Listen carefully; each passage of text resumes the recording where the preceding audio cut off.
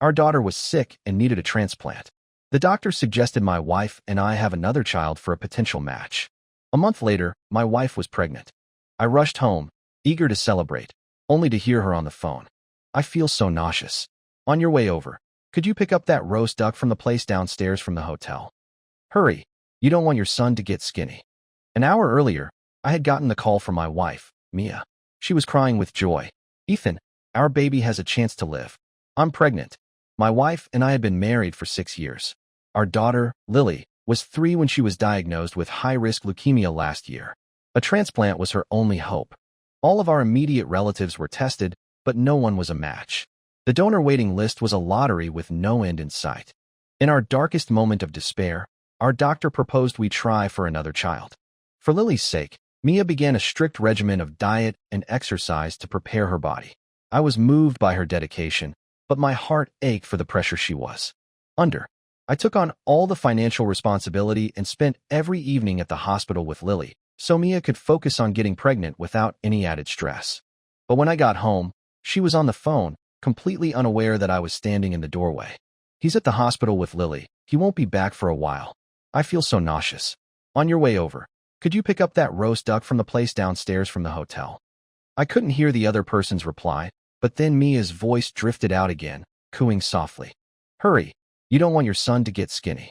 When she hung up and walked out of the room, she found me sitting on the sofa. Her face went pale with shock, but she quickly composed herself. I thought you were at the hospital with Lily? I poured a glass of water, my hand trembling slightly as I took a sip. I came back to be with you. Mia sat down beside me, sliding an ultrasound photo into my hand. I just had this done today. Look at our second baby. The doctor says it's growing perfectly. 8 weeks pregnant. I did the math in my head. Around that time, Lily's condition had taken a severe turn for the worse. My mind had been a wreck. Intimacy was the last thing I was thinking about. We had barely been together more than a couple of times. I silently crumpled the edge of the ultrasound picture in my hand, forcing a nod. Ethan, you should go back to Lily, she said, her voice a little too bright. I can't visit for a while, so you have to be there for her. She'll be so heartbroken otherwise. I'm hungry, I said, not moving. I'll eat first, then I'll go. I can bring Lily something too. A flash of panic crossed her face before she smoothed it over. Tell me what you want, and I'll cook it and bring it to you both. Being with Lily is the most important thing. She even stood up and tried to pull me toward the door. Don't waste time, just go. Her desperate urgency confirmed my deepest fear. She had betrayed me. It wasn't just an affair. She was carrying another man's child. Are you rushing me to the hospital because you're afraid I'll run into someone here? Her eyes widened in fear. What are you talking about? I'll go make dinner. You can take it with you for you and Lily, she stammered, turning toward the kitchen. To text your lover and tell him not to come? That sentence ignited her anger. She spun around, her voice sharp. Watch what you say. What lover? That was Leo on the phone. We're just friends. We were joking around. You can't take that seriously. I haven't done anything to wrong you. My conscience is clear. I heard every word you said, and you're still trying to lie. The panic in her eyes was undeniable now. It doesn't matter if you admit it. We can go to the hospital and get a DNA test on the baby in your belly. Medical science is advanced now. We don't have to wait for it to be born to know whose it is. That struck home. She instinctively covered her stomach, her gaze dropping, unable to meet my eyes. Are you still not going to tell me the truth? I ground out through clenched teeth. She bit her lip, silent for a long moment before finally looking up. You're right, she whispered. The baby isn't yours. But I did it to save Lily. My voice erupted, raw and loud. Mia, for 6 years of marriage, I have given you everything. I have always put you first. I have never done a single thing to hurt you. Why? Why would you betray me like this? Ethan, calm down and let me explain. Our genes are flawed. That's why Lily got sick. To ensure our next baby would be healthy, I had no choice but to conceive with someone else. Her eyes filled with tears, her voice thick with manufactured grief. I did all of this for our Lily. And did you ever once think to ask my opinion? Did you ask Lily's opinion? I was shaking with uncontrollable rage. A lie is a lie. There was no noble justification for this. The image of her in bed with another man while I spent night after night holding our dying daughter's hand in a sterile hospital room flooded my mind. The ultrasound photo in my hand felt like a knife twisting in my heart, stealing the air from my lungs. I wanted to ask you, but could Lily afford to wait? Besides, Who in their right mind would ever agree to something like this? She retorted, as if her logic was unassailable. I trembled with fury. Have you no shame? Don't you dare dress up your infidelity as some noble sacrifice. Don't you dare use our daughter to excuse what you've done. You're disgusting. Ethan, be reasonable. If I wanted to be with Leo, I would have done it long ago. Why would I wait until Lily got sick? She shot back. He's only helping me. Because of what we used to have. An outsider is willing to help us selflessly. But you, Lily's own father, are being this narrow-minded? I was so wrong about you. I almost choked. So I'm supposed to thank him for sleeping with my wife. Of course. Without Leo, I wouldn't be pregnant with this child, and Lily wouldn't have a chance for a match. You should be more than thankful. You should see Leo as our savior. I lost control. My hand flew out, and I slapped her across the face. What kind of twisted logic is that? My wife is pregnant with another man's child, and I'm supposed to be grateful. She crumpled, holding her face and sobbing. Without a match, Lily will die? I can't lose her. Our genes are the problem. I begged Leo to help me. What was wrong with that? This is a different era, Ethan. It's just sex. We both had partners before we met. It wasn't the first time for me and Leo. You accepted my past then. Why can't you accept this now? Leo was her ex-boyfriend. How can you even compare the two? I warred. Did you ever, for 1 second, consider my feelings? Mia wrapped her arms around me tightly, shifting her tactics. Ethan, Lily is running out of time. You're her father. For her sake, please, can't you just let this one small thing go? Small thing. I shoved her away. No study has ever shown that if a first child has leukemia, the second one automatically will too. He'll never know the difference. You don't say anything. I don't say anything, and no one will ever know the truth. This baby will think you're its real father. It's all for Lily. Can't you stop being so petty and focus on what matters? No. My blood was boiling, my muscles coiled tight. This is non-negotiable. We're getting a divorce. Her face was a mask of astonishment, her eyes wide, and her mouth agape. You want a divorce? I was just trying to have a healthy baby to save our daughter. Are you telling me to abort this child and let Lily die? My eyes blazed, a vein throbbing in my temple. The room spun, and I nearly collapsed. Ethan, I can't believe you're this small-minded, she said, her voice dripping with disappointment. I risked my reputation and humbled myself before Leo just to give Lily a chance at life, and you're threatening me with divorce and abortion. You've disappointed me so much. She was disappointed. She was the one who sought her own pleasure and was now judging me from some twisted moral high ground. She had trapped me in an impossible situation. But one thing was certain. This was a line that could not be uncrossed. I will pay child support. If you and this child ever need help, I will provide it. But this marriage is over. She stared at me for a few seconds, then broke into loud, theatrical sobs, pleading with me. Ethan, if you leave me now, you're killing me. I love you. How could you abandon me at a time like this? I laughed, a bitter, hollow sound. I'm abandoning you. Just then, the front door opened, interrupting our fight. It was Leo. He let himself in with his own key, a bag of roast duck in his hand. Mia's face changed instantly. She rushed to him, trying to push him back out. You should go. Don't worry, I'll explain, he said, stepping past her. Mia quickly tried to cover. I asked him to grab something for me the other day, and I forgot to get the key back. Here's the duck you asked for, Leo said with a smile, then looked at me. Oh, Ethan, you're home. Leo was thin, with gold-rimmed glasses that gave him a scholarly air. He was always in a suit and tie, the very picture of a wolf in sheep's clothing.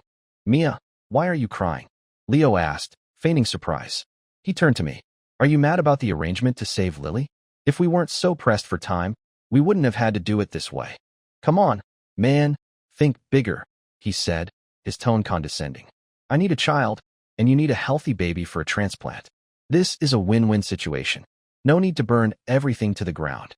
He was not only forcing this on me, but expecting me to be grateful. To hell with your win-win. I snapped. My fist connected with his jaw. The sound of fighting echoed through the living room as I tackled him to the floor, pinning him down.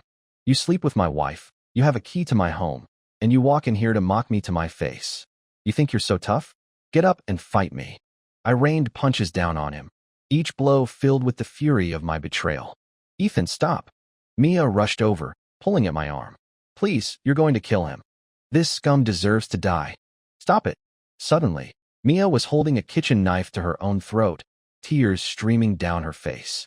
If you hit him one more time, I'll die right here in front of you. 2 bodies, 1 grave. And then Lily will have no hope at all.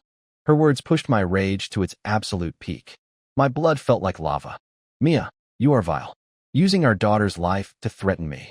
You pair of disgusting animals. I won't let either of you get away with this. Mia shrieked. Are you just going to stand there and watch Lily die? Defeated, I stopped. For Lily's sake, I had no choice. Even if I could stomach staying with Mia long enough to have another child, Lily didn't have that kind of time. Mia rushed to Leo, checking his injuries, her hands fluttering nervously. She ran to get disinfectant. So flustered, she went to the kitchen first by mistake. I'm so sorry. This is all my fault, she wept, dabbing at his cuts. Leo gently stroked her back. Don't cry. As long as it's for your own good, I can endure anything. This only made her cry harder. Don't cry, he whispered, wiping her tears. The sight of them, this twisted tableau of affection in my own home, made me sick to my stomach. I couldn't stand them being here for another second. I was about to throw them out when my phone rang. Mr. Chun, it's Lily. She's in critical condition. We're rushing her into emergency care. You need to get to the hospital now. At the hospital, after a frantic rush of doctors and nurses, Lily was stabilized. For now, she was out of immediate danger. Lily's leukemia was classified as intermediate to high risk. She needed a transplant as soon as possible. I asked the doctor about the success rate of a match from a half-sibling. Just a few days ago, under what I thought were different circumstances, this same doctor had advised Mia and me to have another child, saying the odds were better than waiting for a donor. Now, he looked at me strangely. Of course, the chances are much higher with a full sibling. Thinking I hadn't yet acted on his advice, he reminded me that Lily's condition couldn't wait, urging me to hurry. The words were a stone in my throat. In her room, Lily was asleep, pale and small under an oxygen mask. Ethan, I know you're upset, Mia started. But with Lily's condition, I can't abort this baby and try again. You have to. Shut up. I couldn't bear to hear another word from her. Don't be angry. I was just making sure we had the best possible chance. I said shut up. Get out of here right now. Stop sickening me and my daughter with your presence. I hissed. I'm not leaving. I gave birth to Lily. I'm going to stay and take care of her. You have the nerve to say that? You've been here twice in the last month, and one of those times you were here with Leo doing God knows what. You have no shame. I did it to save Lily. Ethan, it's already happened. Saving her has to be our top priority. I'll give you your own child later, okay? Her words made my fists clench. Get out. Don't make me get physical with you. Mia fell silent, sitting in a chair and crying quietly. Mommy. Lily was awake. Hearing our daughter's weak call, Mia collapsed over her bed, sobbing loudly. I was afraid she would hurt Lily, so I pulled her away. I want to be with Lily. Don't make me leave, she wailed. Lily started to cry too. Daddy, I want Mommy. I want Mommy. Mia seized the opportunity, taking my hand and placing it over Lily's. It's okay, sweetie. Mommy and Daddy aren't going anywhere. We'll be right here with you. The disease had withered Lily, making her look so fragile a gust of wind could carry her away. As much as Mia disgusted me, for Lily's sake, I had to endure. The next day, as I was leaving for work, Mia followed me out. Ethan, my parents are coming to sit with Lily. When you get off work, we need to talk properly. Avoiding this won't solve anything. I wanted to scream at her, but the thought of Lily in her room nearby made me lower my voice. There is nothing for us to talk about. The only option is divorce. I pulled my hand from her grasp and walked away without looking back. I could hear her crying behind me, and it only filled me with disgust. She was the one acting wrong. On my way to work, I drafted the divorce agreement. Mia was the guilty party, but for the sake of her supposed attempt to save Lily, I agreed to leave the marriage with nothing. I went to the hospital first to see Lily. As I was leaving, my mother followed me into the hallway. Mia is pregnant, she scolded. No matter what's going on, you need to be patient with her. Don't do anything to upset her, you hear me? A fresh wave of anger washed over me. What did she tell you? We're both women. She doesn't have to say anything. I know you two fought. You're the man. You need to be the bigger person. Go back and apologize to her, understand? Clearly, Mia had given her a heavily edited version of the truth, omitting the part where she cheated on me. It was a shameful secret. If I told my parents the truth, they wouldn't be able to handle it. My mother had always treated Mia like her own daughter. I was trapped, forced to swallow the bitter truth. It only hardened my resolve. This marriage had to end. I drove home, unable to wait another minute. As I approached our apartment, I heard voices from inside. Are you sure about this? It was Mia's voice, laced with uncertainty. Will this have any effect on Lily? I've consulted with the master, Leo's voice replied. Your daughter can't be saved. If we don't perform this ritual soon, her spirit will linger and follow you, and follow our son. This will just ensure her soul moves on peacefully after she passes. It won't hurt her. Quick, bring me the items. The master said if we miss the opportune time, it won't work. I slammed the door open. Mia jumped, startled, and the object in her hand fell to the floor. It was Lily's favorite teddy bear. Pinned to it was a piece of paper with her full name, Chinwan-ru, and her birth date. Needles were stuck into its head and all 4 limbs. I bent down to pick it up. Don't! Mia shrieked, shoving me away. Every drop of blood in my body was boiling. I slapped her hard. Are you even human? Lily is your daughter. She's still alive, and you're sticking pins in a doll of her. Ethan, let me explain. Explain to your mother in hell. Take me to that bastard right now. I'm going to kill him today. I grabbed Mia's arm and dragged her toward the door. I had to face Leo, once and for all. Mia fell to her knees, crying and begging. Ethan, I was wrong. I was so wrong. Please, don't go after him. I threw her off. Isn't Lily your child? Even a tiger won't eat its own cub. If it weren't for Lily, you would be the first one I'd deal with. And you're still pleading for him. She clung to my legs, refusing to let go. I'll make him apologize to you. Please, just give him a chance. If this gets out, I'll lose the baby. Even now, the crazy woman was using the child to manipulate me. I wanted to beat her senseless. But if there was even a sliver of hope for Lily, I had to try. I suppressed my rage. Tell Leo to come see me. Mia looked at me warily. What are you going to do? You can't kill him, you'll go to jail. You two aren't worth dirtying my hands over. I want him to take me to that master so I can reverse whatever curse you put on my daughter. Mia visibly relaxed, then offered a lame excuse. I was just worried about you. Pathetic. Leo, afraid to face me, just gave me the master's address and didn't show up himself. I rushed over immediately. Afterward, I gave Mia an ultimatum. Either Leo kneels and apologizes to me, or I go to his company and expose him. Fear finally got the better of him. He booked a private room at a restaurant to make amends. The moment I walked in, he dropped to his knees. Brother Ethan, I am so sorry. I gave in to temptation and did a terrible thing. Please, forgive me. His presence confirmed my suspicion. Leo was terrified of his wife finding out about his affair with Mia. His entire career and status were built on his wife's family money. I looked down at him. Lily is my life. If you ever try anything like this again, I will kill you. His body tensed. I swear, it will never happen again. I grunted. Get up. Let's talk business. Since you and Mia have a child together now, I don't care if you marry her or not, but she and I are getting divorced.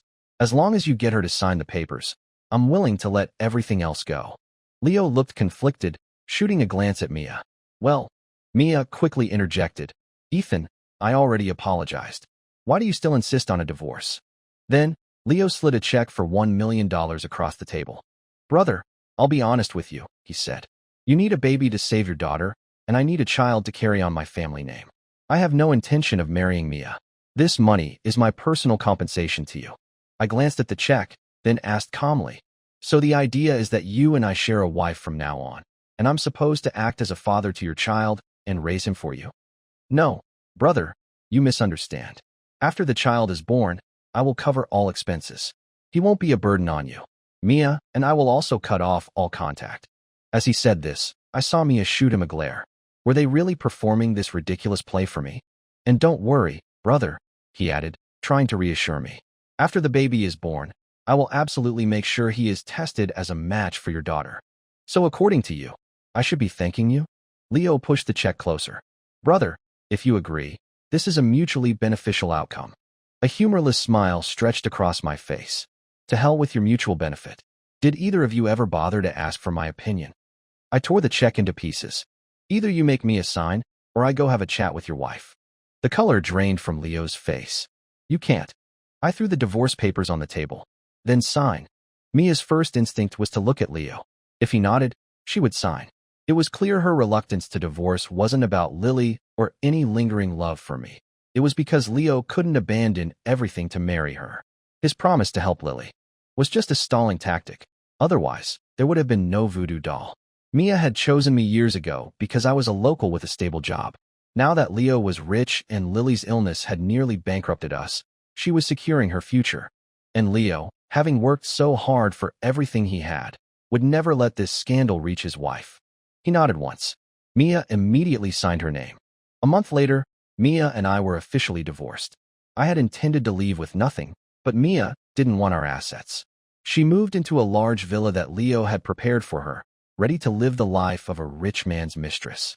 In all that time, she never once visited the hospital. Although I never said anything, Lily knew. She missed her mother and asked for her constantly. I finally broke down and called Mia. Her excuse was chilling. The hospital is full of germs. I have to protect my pregnancy so the baby is born healthy. That's the only way to get a good match for Lily. If she had a shred of love for Lily in her heart, she never would have stuck needles in that doll. I don't know if it was the curse or the profound sadness of her mother's absence, but Lily's condition deteriorated rapidly. Soon, she was fading. The doctors told us to say our goodbyes. For the first time since the divorce, I called Mia. I begged her to come. She stammered on the other end. It's not a good time for me right now. In that instant, my fury ignited. What could possibly be more important than seeing your daughter for the last time? She's waiting for you. The line went silent, followed by the sound of heavy, rhythmic breathing. I was about to storm out of the hospital and drag her there myself when the monitors beside Lily's bed started blaring alarms. Doctor, somebody help my daughter. Lily was gone. Mia didn't even come to her funeral. She sent a bouquet of flowers by courier. The card simply read, "Love, Mommy." I threw them in the nearest trash can. Her own daughter had died, and she considered it bad luck to even show her face. After I had settled all of Lily's affairs, Mia, who had been completely absent, suddenly showed up, begging for my forgiveness. She was weeping. I'm sorry. Lily couldn't be saved. I couldn't risk anything happening to the baby in my belly. Please, forgive a mother's instinct to protect her child. Wasn't Lily your child? I asked, my voice hollow. Lily was already gone. I couldn't risk exposing my unborn baby to that bad omen. It's bad luck for a pregnant woman to go to a funeral. My fists clenched so hard my knuckles cracked. It took every ounce of self-control not to strike her. Looking at the woman I once loved, I felt nothing but a deep, profound disgust. I took a deep breath. At this point, I'm not the one you should be apologizing to. She is. I pointed to the woman just getting out of a car. Tell her you're sorry. With Lily gone, Mia no longer had any leverage over me. Shall we find a place to talk? We ended up in a private room at a hotel owned by the Han Corporation. Isabella wore a simple white dress, sipping her tea with an air of quiet, intellectual elegance. It was a grace Mia could never hope to emulate. Leo, let's talk about the child in her womb, Isabella said calmly, her face unreadable.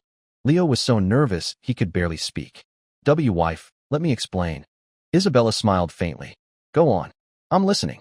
She seduced me, Leo blurted out, pointing a trembling finger at Mia. She got me drunk and got pregnant on purpose. Then she pressured me, saying I was the only son in my family and needed an heir. I was weak, and I gave in. So if I hadn't found out today, you would have let this child be born without me ever knowing? Leo grabbed Isabella's hand. No, my love, that's not true.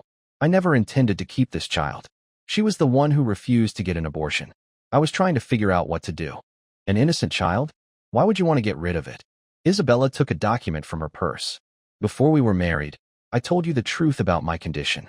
You said you didn't mind if we never had children, but you lied to me. Still, I understand your desire to continue the Zhou family line. We had a good run, so let's part amicably. You had nothing when we met. It seems only fair that you leave with nothing now. Any objections? Of course he had objections. The blood drained from Leo's face. He came from a poor rural family. His entire status was a gift from Isabella's family. Even if he chose his unborn child over her, his career in the business world would be over. My love, I was wrong. Please forgive me. A man needs to take responsibility. You got this woman pregnant. You should give her a family. Sign the papers. Leo shook his head frantically. My love, I won't sign. I don't want a divorce. Isabella looked at him, her expression unchanging. When you had nothing, the only thing that won me over was your sincerity. Now that you've lost that single virtue, why should I keep you? My love, she seduced me. I only love you. Leo's eyes were red with tears. Isabella was unmoved. Is that so? Leo nodded like a bobblehead. My love, if you just give me a chance, I'll do anything for you. Anything. Anything. Very well. For the sake of our marriage, I will give you one chance. Mia panicked. Leo, don't listen to her. Even Ethan couldn't accept my betrayal. Do you really think a woman like her would ever tolerate yours? She's going to make you get rid of my baby and then divorce you anyway. Don't be fooled. I had to admit, Mia wasn't stupid. Leo froze, looking at Isabella. Is that true? Isabella admitted it without hesitation. She's right. That is my intention. Do you still want my forgiveness? Mia grabbed Leo's hand and placed it on her belly. Leo, our son is already formed. We have our health in our hands. We can support him ourselves. Leo wavered. But in the end, he picked up the pen and signed his name. He couldn't fight a battle he was destined to lose. Surrender was his only option. Let's go, Mia said, taking his arm. As they left, she looked back at us. We will be happy. Wait, Isabella called out. Since you're leaving with nothing, you should leave behind everything that belongs to the Han family. Leo's face darkened. We signed a prenup. I don't have any assets in my name. I've signed the papers. What more do you want? For example, your Rolex. I bought it. As we are now divorced, it stays. Sullenly, Leo unclasped the watch and put it on the table. And the custom-tailored Italian suit. I bought that too. He tore off the jacket and threw it on the table. Here. Isabella shook her head. The entire suit. Gritting his teeth, Leo stripped off his trousers and vest. She shook her head again, pointing at his undershirt. He ripped off his dress shirt, leaving him in his boxer shorts. Are you satisfied now? And your limited edition phone? Leo's face was purple with rage, but he was powerless. He reluctantly removed the SIM card and placed the phone on the table. Isabella still shook her head. Leo finally exploded. Isabella, don't push me too far. Mia rushed to his side, taking off her own coat to cover him, carefully tying it in a knot so it wouldn't fall. The underwear was from me too, Isabella said softly. Leo's face went crimson. He didn't move. Mia stepped in front of him. Fine, take it off. She turned to Leo. Wait here, Leo. I'll go buy you a whole new outfit. What's so great about her? It's just money. We can make our own. Before she could finish, Leo slapped her across the face. Get lost. Mia held her cheek, tears welling in her eyes. Leo, I'm helping you. Why did you hit me? You have money? Everything you own, everything you are wearing, I bought for you. Leo roared. You useless woman. If you hadn't messed up and gotten caught, I wouldn't be in this position. Without my money, you wouldn't have given me a second look. Leo unleashed all the humiliation Isabella had inflicted on him onto Mia, his fists becoming weapons. Mia screamed for mercy. Leo, stop. My stomach. Our baby. To hell with the baby, you witch. In her despair, Mia's eyes found mine. Ethan, help me. As she spoke, a dark pool of red spread beneath her. Her voice was a terrified whisper. Blood. I'm bleeding. After everything, we had still been husband and wife. I couldn't just watch. You still feel sorry for her? Pathetic. Leo pointed at me and laughed. Do you want to know how your daughter really got leukemia? Her dear mother, so eager to meet me in hotel rooms, would leave your daughter for hours in my newly renovated apartment, breathing in formaldehyde. No, Ethan, don't believe him. He's lying too. Before she could finish her sentence, she fainted from the pain. At the hospital, they couldn't save Mia's baby. The doctor told me the trauma to her abdomen was so severe that she would likely never be able to conceive again. I listened as if it were a story about strangers, feeling an unnatural calm. Mia and I had been introduced by a mutual friend. My work was demanding, and as I got older, my parents pressured me to settle down. We were both from the same city, and there was an initial attraction, so we exchanged numbers. I told her up front that my job meant I wouldn't have much time for her. She said her job was less demanding, that we would complement each other. I would provide, and she would manage the home. Our love wasn't a whirlwind romance. It grew slowly, quietly, over time. When she got pregnant with Lily, I insisted she quit her job to rest. Every day after work, I'd stop at the market, and before I left in the morning, I'd prepare her meals for the day so she wouldn't have to lift a finger. Even when Lily got sick, I hired a private nurse to help her at the hospital because I was afraid she'd get too tired. I worked overtime constantly to make more money, but none of my devotion mattered. For her ex-boyfriend, she was willing to disregard even Lily's life, all to give him a child. Was it true that the one you can't have is always the most desirable? Behind me, I could hear Mia crying. Her face was as white as the hospital sheets, her lips dry and cracked. Ethan, don't believe what Leo said, she pleaded, her voice weak. He was just trying to turn us against each other. blaming me for Lily. I closed my eyes, a wave of pain washing over me. Mia, Lily is gone. I don't want to know the truth anymore. You reap what you sow. If you did it, you will eventually pay the price. Can we go back? She asked, her voice small. To how things were. I shook my head silently. Her eyes welled up. You do still love me, don't you? Don't you think it's ridiculous to be talking about this now? I said coldly. She broke down completely. Ethan, please forgive me one more time. You're all I have left. Her tears were meant to be pitied, but I felt nothing. I remembered when Lily was first diagnosed. Mia had cried and said that Lily was our only child, that we had to save her no matter what, that our family wouldn't be complete without her. And yet, she wasn't there for Lily's last breath. Mia, I brought you to the hospital today out of a final sense of decency for the marriage we once had. I couldn't watch you die, but we are finished. There is absolutely no possibility of us getting back together. No, I don't believe you stopped loving me so quickly. I just made one little mistake. If we just have another baby, everything can go back to the way it was. She began talking to herself, a strange confidence entering her voice. That's right. We can take Lily's birth date to a master. We can bring her back. We can be a family again, forever. Shut up. I exploded. How dare you even mention Lily's name? I should have let Leo beat you to death. You don't deserve to be a mother. Not to Lily, and not to the child you just lost. It's justice that your womb was taken from you. What? She stared at me, uncomprehending. I can't have children anymore? The next second, she was grabbing for my hand, her eyes wide and pleading. Is that why you're abandoning me? Because I can't have children anymore? You told me you loved me, that it was okay if we didn't have kids. Before we were married, a checkup revealed she had PCOS, and the doctor had warned that pregnancy might be difficult.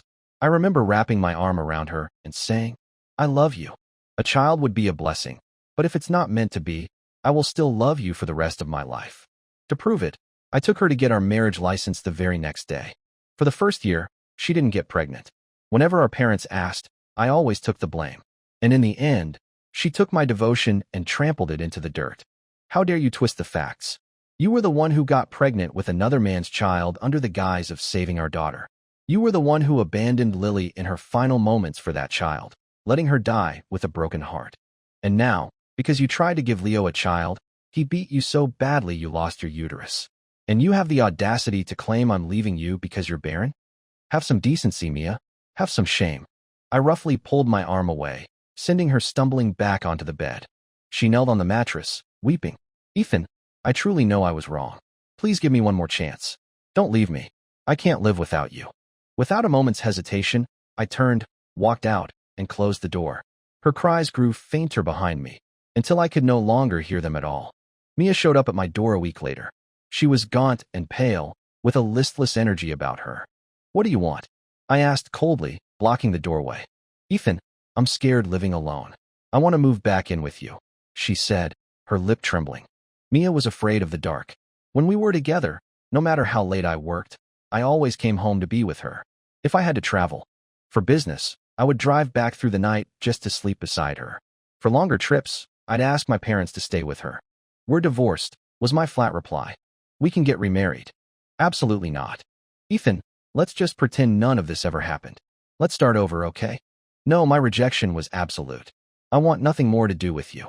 Why are you being so cruel to me? She sobbed. You never even used to raise your voice at me. That was then. Are you done? If so, please leave. And don't come back. I started to close the door. She stuck her hand out to stop it. You're really not going to give me a chance? No chance at all. You'll regret this. She ran down the hall to the stairwell, climbing over the railing and looking back at me, tears streaming down her face. If you won't forgive me, I might as well die. I crossed my arms, my face a mask of ice. Then jump. You can apologize to Lily in person. Then, I shut the door. From outside, I could hear her heart-wrenching sobs. After a long time, the sound finally faded. I blocked her number and all her social media accounts. Sometime later, she called me from a new number. Ethan, why did you block me? You know why? I said. Her wounded crying started again. Ethan, I've had time to reflect, and I truly realized my mistake. I reported Leo to the police. He's in jail now. There's nothing standing between us anymore. Please, give me a chance. Let's get remarried. Medical science is so advanced now. If we try, we can have our own child. I know I can bring Lily back. I couldn't listen to any more. I cut her off. For the love of God, stop disgusting me. If you have any conscience left, let Lily rest in peace. Stop using her. I hung up and blocked the new number. To ensure she could never find me again, I sold the apartment and moved. A year passed. She had an old classmate deliver a letter to me. In it, she said she was living abroad and doing well, but that she still thought of me. She claimed she had forgotten the past and urged me to start a new life as well. Then she added a line. If I was willing to forgive her, I could come find her in the United States. We could have children there. I burned the letter. Then I went to the supermarket and bought all of my daughter's favorite foods. For the rest of my life, I'm not going anywhere. I'm staying in this city with my daughter.